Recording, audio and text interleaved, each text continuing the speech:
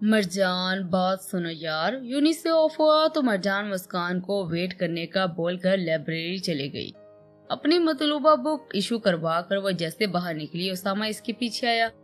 मैंने तुम्हें कितनी बार कहा है मुझे यार मत कहा करो। मरजान इसे घूरते कहा तो वो कान खुजाने लगा। सॉरी, वो बार बार जुबान फिसल जाती है। उसामा की बात पर मरजान ने सर झटका था। जो कहना जल्दी कहो, मुझे देर हो रही है। मरजान ने मजीद बहस का इरादा तर्क करते हुए कहा, वो दरअसल मुझे तुम्हें सॉरी बोलना था। उसके साथ चलता हुआ बोल रहा था। वजह? मरजान ने तीखेपन से पूछा। वो मेरी कजन ने तुमसे जो बदतमीजी की थी, सच में मुझे नहीं मालूम था कि वो तुम्हारे बारे में ऐसे ख्यालात रखती है। उसामा ने अपनी सफाई पेश करते हुए कहा था, तुमने गौर से अपनी कजन का चेहरा नहीं देखा? देख लेना चाहिए था, फिर तुम्हें सॉरी कहने की जरूरत नहीं पड़ती। मरजान बेनियाजी से कहते आगे बढ़ गई थी। उसामा ने अचंभे से जाते देखा था, फिर कुछ याद आते ही इसके पीछे लपका। मरजान, 1 मिनट रुको तो सही। उसे पुकारता पीछे आया तो मरजान ने कौफसी से देखा था। ये लो। उसामा ने अपनी पॉकेट से चॉकलेट निकाल कर इसकी जान बढ़ाई थी। ये तुम मुझे क्यों दे रहे हो? मरजान ने सवालिया नजरों से देखते पूछा। कुछ फासले पर खड़े बेहजाद ने यह मंजर जब्त के साथ देखा था। वो आगे बढ़ने लगा तो मुस्कान ने से रोका। भाई, वो खुद संभाल लेगी। मुस्कान के रिलैक्स अंदाज में कहने पर वो रुक गया था, मगर चेहरे पर सख्ती हनूस बरकरार थी। सॉरी एक्सेप्ट करने के लिए? उसामा ने मुस्कुराते कहा था। तुम कौन हो? मरजान के सवाल पर उसामा ने नासमझी से देखा। तुमने मुझे किससे चॉकलेट लेते देखा यहाँ? मरजान ने सख्ती से पूछा था। तुम समझ क्या रहे हो? आखिर हम लोग एक साथ पढ़ते हैं, एक ही ग्रुप में हैं। इसका मतलब यह हरगिज नहीं है कि तुम मुझे से इतना फ्री होकर बात करो या फिर ऐसे चॉकलेट देते फिरो। इससे पहले मैं बिना किसी का लिहाज किए तुम्हारी तबीयत साफ करूं। चले जाओ यहाँ से। मरजान इसे सुनाती आगे बढ़ गई थी। उसामा तो हैरत का मुजस्समा बना इसे जाते देख रहा था। लगता है रीमा की बात का गुस्सा है इसे। वो कंधे उचकाता पीछे मुड़ गया था। मरजान हड़बड़ाती हुई बहजाद और मुस्कान के पास से गुजरकर आगे बढ़ गई थी। मुस्कान ने इसे आवाज लगाकर रोका था। मरजान मुड़ी थी, फिर बहजाद को देखकर थोड़ा शर्मिंदा हुई थी। हम ड्रॉप कर दें, चलो। मुस्कान इसका हाथ पकड़कर जबरदस्ती अपने साथ ले जाते बोली थी। उसामा क्या कह रहा था? मुस्कान ने मरजान के कार में बैठते पूछा तो बहजाद इसके जवाब का इंतजार करने लगा। क्या कहना है इसने? सॉरी बोल रहा था और चॉकलेट तो ऐसे दे रहा था जैसे मेरा सगा चाचा है। मरजान जो गुस्से से भरी बैठी थी फौरन बोली थी। पहले वो इसकी पागल कजन मेरे पीछे पड़ गई थी कि तुमने उसामा को काबू किया हुआ है और ये आ गया इसकी तरफ से माफी मांगने। इंसान 2-4 बातें कर ले तो ये सर पर ही चढ़ जाते हैं। कल ही प्रोफेसर अकमल से बात करूंगी मैं। बस हम दोनों का ग्रुप बना दे, मुझे रहना ही नहीं है ऐसे लोगों के दरमियान जो क्लास में हो रही है ना बातचीत को भी गलत मतलब से देखते हैं। वो मजीद बोलने लगी थी कि बहजाद ने पानी की बोतल उठाकर इसकी जान बढ़ाई थी। मरजान, भूल जाओ, बस करो। इसे एक बार तुम्हारी तरफ से रीमा को दिए गए रिमार्क्स देखने दो। वो दोबारा तुम्हारे आसपास भी भटकने तो कहना। मुस्कान ने हंसते हुए कहा तो मरजान भी हंस दी थी। बहजाद तो इसके बदलते मूड को देखकर हैरान हुआ था। मुझे यही मॉल में उतार दीजिएगा। रीब भाई और गनी भाई वहाँ है, मुझे इनके साथ कुछ शॉपिंग करनी है। मरजान याद आते बहजाद को देखते हुए कहने लगी तो बहजाद ने हाँ में सर हिलाया था। आप भी चलिए साथ, गनी भाई से भी मिल लीजिएगा। मतलूबा माल के सामने कार रुकते ही मरजान ने बहजाद से कहा था। सोच क्या रहे हैं, चलिए ना। मरजान कहकर कार से निकली। वो जैसे कार के सामने गुजरने लगी, सामने से आती बाइक तकरीबन इसे टकराते हुए गुजर गई थी। मरजान टक्कर लगने से जमीन पर गिरी थी। बहजाद और मुस्कान फौरन कार से निकले थे। मरजान, बाजू दिखाओ। मरजान को अपना बाजू पकड़े बैठा देखकर बहजाद ने कहा था, जबकि वह दर्द बर्दाश्त करते उठने की कोशिश करने लगी थी। गनी जो मरजान का इंतजार कर रहा था इसे टकराते देख तेजी से मॉल से बाहर आया था। मरजान, गनी लोगों को हटाता इसके पास आया था। गनी भाई, मैं ठीक हूँ, मरजान ने दर्द बर्दाश्त करते हुए कहा था। दिखाई दे रहा है मुझे। गनी से सहारा देकर खड़ा करता अपनी कार के पास लाया था। बहजाद भी वहीं खड़ा था। भाई, मुझे इसके पास जाना है प्लीज। गनी को कार स्टार्ट करता देखकर मुस्कान ने बहजाद का बाजू पकड़कर कहा था। बहजाद इसे बैठने का कहकर खुद भी ड्राइविंग सीट पर आ गया था। कार गनी की कार के पीछे लगा दी थी। क्या मतलब इंजेक्शन लगेगा? डॉक्टर की बात सुनकर मरजान ने हैरत भरे अंदाज में पूछा था। गनी और बहजाद एक साथ खड़े थे, जबकि मुस्कान मरजान के साथ बैठी थी। गुड़िया, इंजेक्शन जरूरी है, नहीं तो इन्फेक्शन का खतरा है। अरगमान ने इसे समझाना चाहा। तो एक मामूली सी बात तू ऐसे खौफनाक अंदाज में क्यों बता रहे हो? मरजान ने मुंह बनाते हुए डॉक्टर की तरफ इशारा करते हुए कहा था। अरगमान ने तासुब से सर हिलाया था। मरजान, अब कोई ड्रामा नहीं, हमें घर भी जाना है, शॉपिंग फिर कभी कर लेंगे। डॉक्टर को इशारा करता अरगमान बोला तो मरजान ने मुस्कान की तरफ देखा जो परेशान चेहरा लिए खड़ी थी। एक इंजेक्शन इसको लगा दे ताकि इसे होश आए, मुझे तो ये ज्यादा सदमे में लग रही है। मरजान ने मुस्कान को छेड़ा तो मुस्कान ने इसके कंधे पर थप्पड़ लगाया था। चलो आओ अब। अरगमान डॉक्टर का शुक्रिया अदा करता मरजान को लिए आगे बढ़ गया था। गनी भाई, इनसे तो मिलिए ही नहीं। मरजान ने पीछे चलते behज़ाद की जानिब इशारा करते हुए कहा था। मिल चुका हूँ, बल्कि अच्छे से जान पहचान भी हो चुकी है। गनी ने behज़ाद की जानिब देखते हुए कहा। वो कुछ देर पहले behज़ाद का मरजान के लिए परेशान होना देख चुका था। वो इससे पहले डॉक्टर के पास आया था। इसका फिक्र करना अरगमान को थोड़ा अजीब लगा था। तुम रुको, मैं पार्किंग से कार ले आऊं। अरगमान तो चला गया था मगर behज़ाद मरजान को अकेले छोड़ने पर तैयार न था। वहीं कुछ फासले पर खड़ा हो गया था। इसका फोन आया तो फोन कान से लगाए बात करने लगा था। तभी इसने खबीब को मरजान के पास आते देखा था। वो पहली नजर में इसे पहचान गया था। फोन बंद करता तेजी से आगे बढ़ा था। खबीब के कुछ भी बोलने से पहले इसके चेहरे पर एक मुक्का जड़ चुका था। मरजान और मुस्कान एक साथ मुंह पर हाथ रखा था।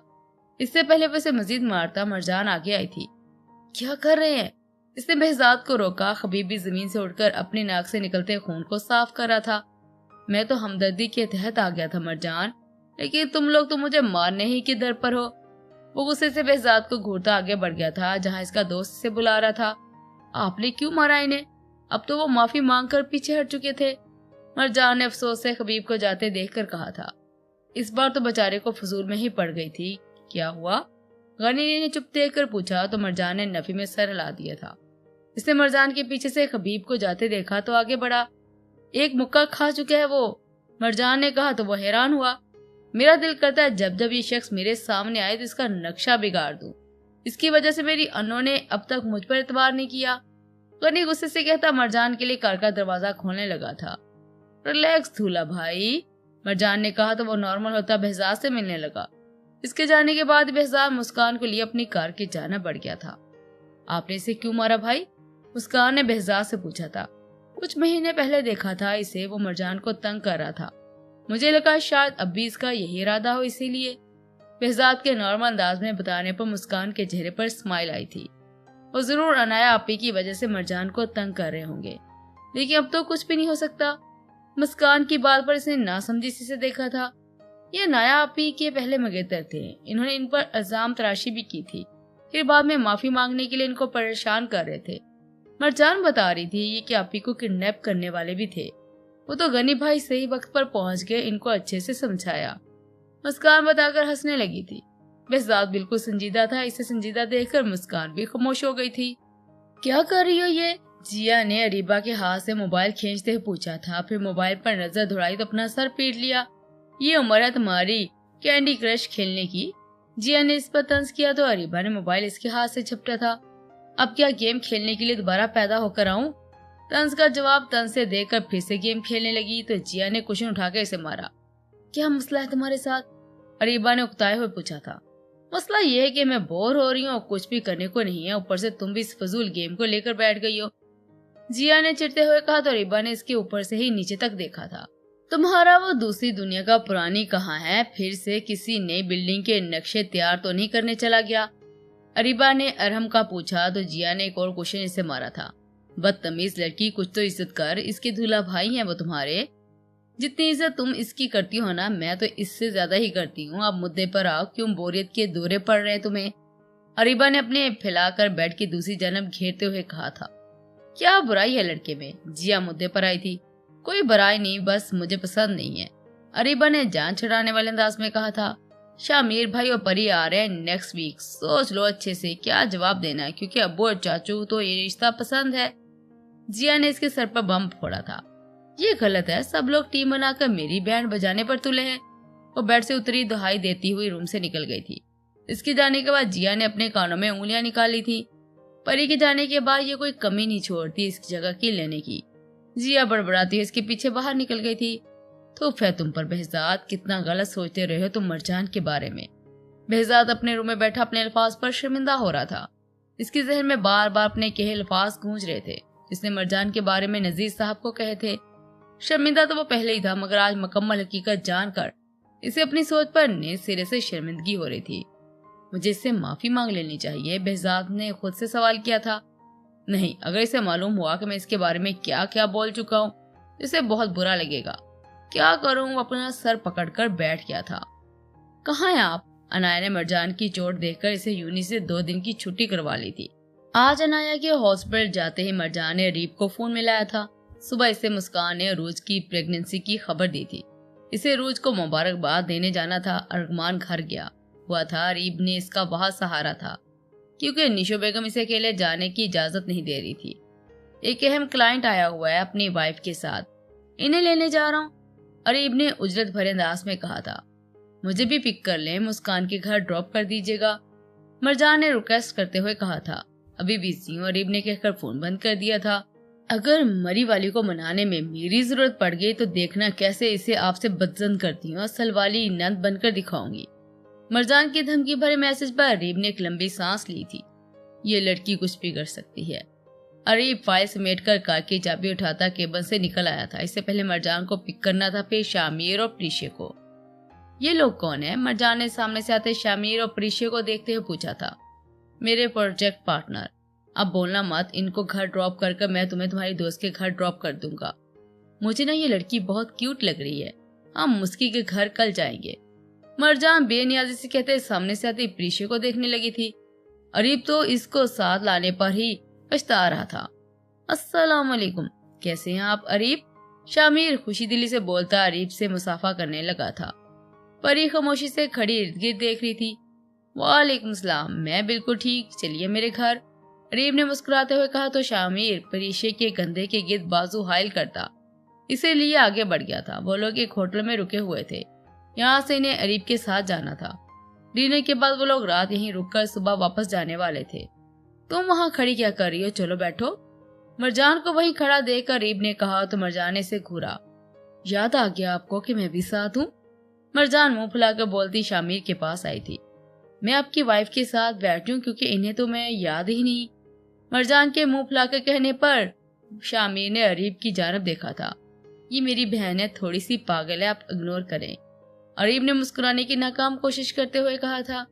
मरजान इसे घूरती परी के साथ बैठ गई थी। शामिर अरीब के साथ आगे बैठ गया था। आपका नाम क्या है? मरजान ने खामोश बैठी परी से पूछा था। प्रीशे शामिर, परी ने मुस्कुराते हुए बताया था। मैं मरजान अहमद, और ये जो आगे बैठे हैं ना, ये मेरी मजबूरी के भाई है।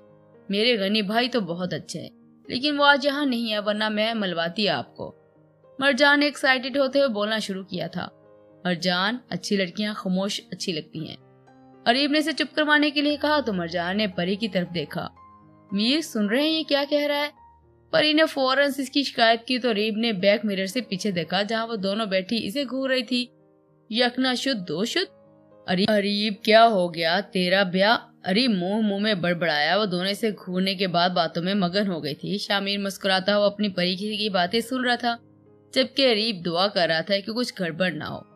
शामिर, मैंने प्रोजेक्ट फाइल मंगवा ली है, तब तक आप बैठे, डैड एक मीटिंग में है, वो डिनर पर हमें ज्वाइन कर लेंगे।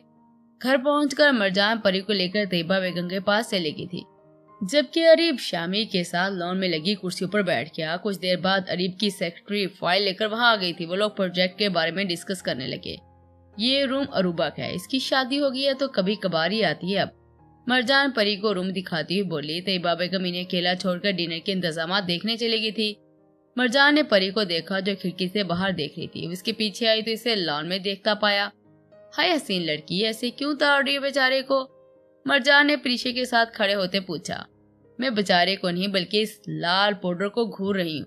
देखो जरा कैसे ढीठ बनी मेरे मीर को देख रही है, मुस्कुरा रही है। दिल तो कर रहा है कि जाकर इसके 32 के 32 दांत तोड़ दूं, जिनकी नुमाइश कर रही है ये मेरे मीर के सामने। परी ने गुस्से से कहा तो मरजान ने ओ करते होंठों को गोल किया था। वैसे आपकी नॉलेज कम नहीं है, उम्र किसी भी हिस्से में इंसान की 32 दांत पूरे नहीं होते, एक आध कम ही होता है।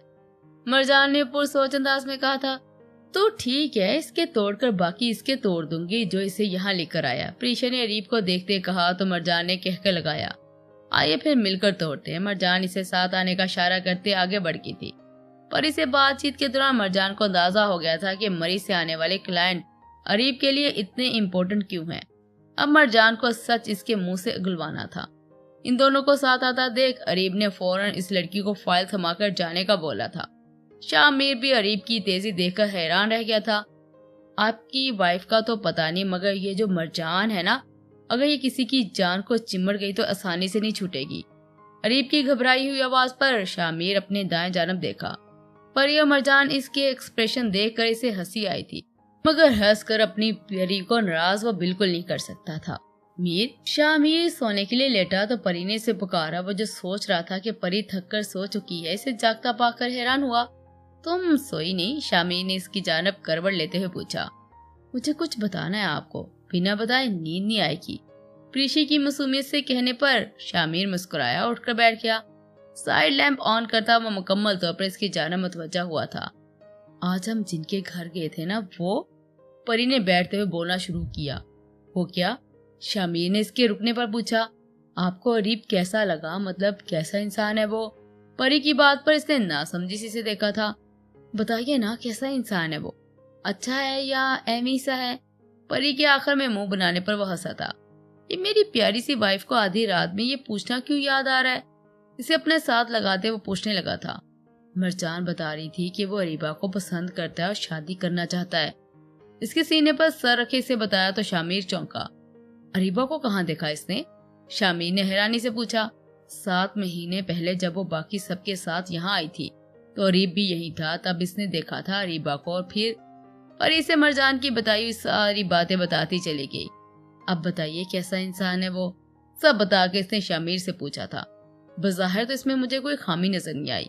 नेचर वाइज भी अच्छा है और फैमिली भी अच्छी है, शामिर ने सोचते हुए कहा। तो फिर अब्बू से बात करें? परी ने इसकी जानब देखते हुए पूछा था। इतनी जल्दी नहीं परी, पहले इनकी जानब से कोई बात करने दो, फिर हम मामू से बात करेंगे। रीबा की रजामंदी भी तो जरूरी है ना, इसकी मर्जी जानना भी तो अहम है। शामिर के समझाने पर इसने हाँ में सर हिला दिया था। अच्छा, तुम्हें कैसा लगा अरीब? शामिर ने इससे पूछा था। अरीबा के लिए ठीक लगा मुझे। वो आजकल बात बात पर काट खाने को दौड़ती है। बेचारगी की मूरत लगता है बिल्कुल। अरीबा हैंडल कर लेगी, परी कहकर हंसने लगी तो शामिर भी मुस्कुरा दिया था। और आपको पता है, बस बाकी बातें कल, अभी सो जाओ। परी के होंठों पर उंगली रखता हुआ इसे चुप रहने का कहकर लेटने का इशारा कर चुका था। परी के लेटते ही वो साइड लैंप ऑफ करता इसके पास ही लेट गया था। परी को जबरदस्ती आंखें बंद कर सोने की कोशिश करता देख वो मुस्कुराया था। अरे भाई, यहाँ रुकिए जरा। मरजान ने इसे बेकरी के सामने रुकने का कहा। कार रुकते ही जल्दी से बाहर निकली थी। अंदर क्या बैठे हैं, बाहर आइए। इसे वहीं बैठा देख मरजान ने कहा तो इसे चारों नाचार इसके पीछे आना पड़ा। ये सब पैक करते। मरजान ने केक पसंद करने के बाद मुख्तलिफ चॉकलेट्स की जानब इशारा करते हुए कहा था। रीब की जानब मुतवज्जा हुई जो बेजार शक्ल बनाए खड़ा था। आपकी पूरी लव स्टोरी आपकी इस खैर ख्वाह ने परी को बता दी है। मरजान ने अपनी जानब उंगली करते कहा तो इसकी बात पर रीब को 100 वाट का झटका लगा था। इसने फौरन इसकी तरफ देखा। सच बोल रही हूँ, ये काम आपसे तो कभी होने नहीं वाला था, इसलिए मैंने कर दिया। जानते सुबह परी का फोन आया। वो मुझे कह रही थी कि आपसे कहूँ कि रिश्ता भेजे ताकि वो अपने डैड से बात करे। मरजान जैसे जैसे बोलती जा रही थी रीब के चेहरे के तासरात बदलते जा रहे थे। वो जो पहले डर रहा था अब खुशी से फूले नहीं समा रहा था। मेरी प्यारी बहन, थैंक यू। वो मजीद भी बोलने वाला था जब मरजान ने हाथ के इशारे से रोका। बिल पे कर सामान लेकर बाहर आ जाइए। मरजान के एहसान बाद में चुका दीजिएगा। मरजान इसे हक्का बक्का छोड़ती बाहर निकल आई थी, जबकि शॉपकीपर रीब की हालत पर अपना कहका जब्त न कर सका था। इसकी इस तरह हंसने पर रीब भी न चाहते हुए मुस्कुरा दिया था। बिल पे करता सामान लेकर बाहर आ गया था।